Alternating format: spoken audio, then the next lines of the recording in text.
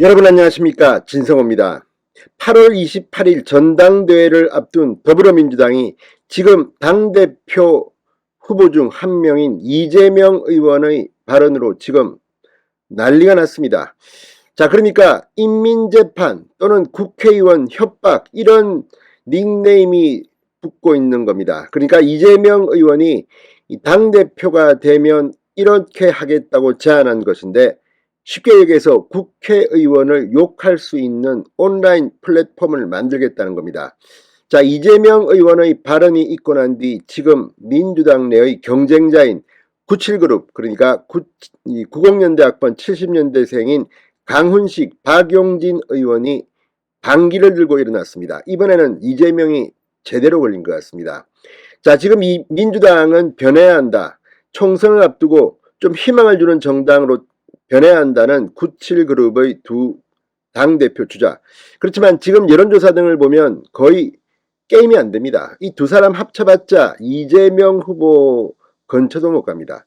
자, 이런 가운데 이재명 의원의 사법 리스크 8월 중순쯤 터질 것으로 보입니다. 그렇게 되면 경쟁이 어떻게 될지도 모릅니다. 그러나 지금 민주당의 모양을 봐서는 이재명 의원의 줄서기가 한창입니다. 그런데 만약에 이재명 의원이 제안한 이 국회의원 욕하기 플랫폼이 만들어진다면 그 다음에는 감히 이재명 의원을 함부로 비판도 못하는 그런 독재적인 정당으로 추락할지도 모릅니다. 이미 문재인 시대부터 이 문자폭탄, 강성 지지자들의 팬덤 현상이 문제가 됐습니다. 그런데 이재명 역시 문재인 방식의 그런 팬덤 정치를 통해서 지금 이 자리까지 왔습니다.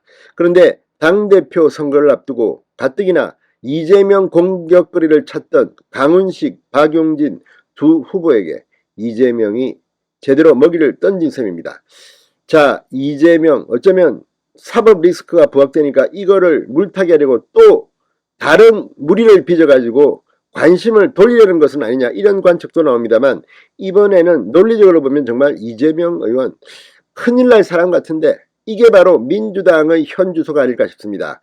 아무튼 박용진, 강훈식이 이재명의 약점을 후벼파기 시작했습니다. 진성호의 융단 폭격 시작합니다. 이재명 민주당 의원을 융단 폭격합니다.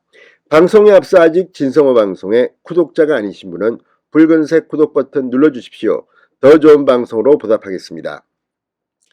자, 이재명 당대표 후보가 강성 지지층의 욕설, 문자 폭탄 뭐 이런 것 대신에 아예 온라인 당원 플랫폼을 만들자는 제안을 놓고 지금 강훈식, 박용진 두 경쟁자들이 발끈하고 나섰습니다. 이재명 후보는 지난달 30일 안동을 찾아서 당원들이 당의 의사를 표현할 통로가 없다. 그래서 의원들의 번호를 알아내 문자를 보낸다. 당의 온라인 플랫폼을 만들어서 욕하고 싶은 의원을 비난할 수 있게 해 오늘의 가장 많은 비난을 받은 의원, 가장 많은 항의 문자를 받은 의원 등을 해보고자 한다. 이렇게 발언했습니다.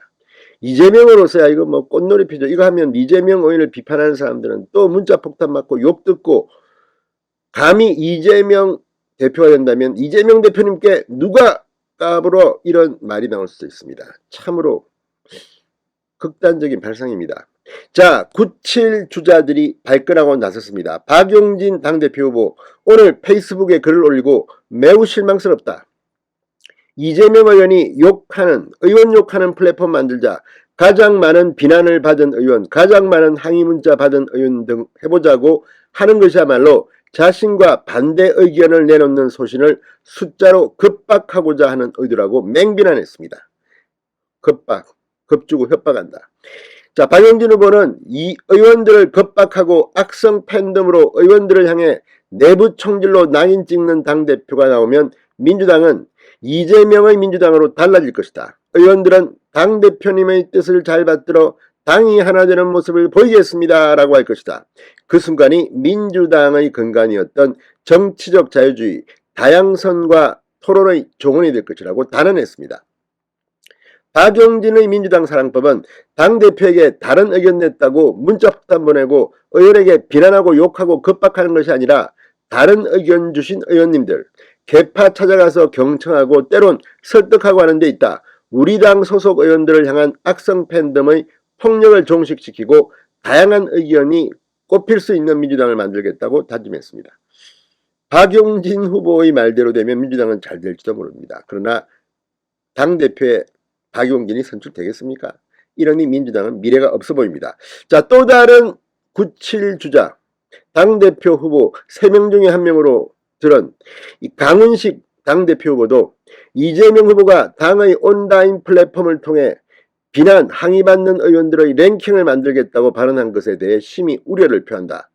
비난과 항의 숫자를 줄 세우는 것은 민주주의 강화가 아닌 퇴행일 수밖에 없다. 자칫하면 이는 온라인 인민재판과 같이 흐를 우려도 존재한다고 비판했습니다. 자, 아까 말씀드린 것처럼 조응천 의원 역시 어제 페이스북에서 이재명의 이 발언을 언급하며 순한맛 문자 폭탄이냐, 강성당원들 생각과 다른 발언을 할 가능성이 가장 높은 후보군에 속하는 저로서는 영업사원 실적 막대 그래프를 쳐다보는 것 같아 쫄리지 않을 수 없을 것 같아 진정 이게 새로운 민주당, 이기는 민주당을 만드는 기회라고 생각하느냐고 맹비난한 바 있습니다.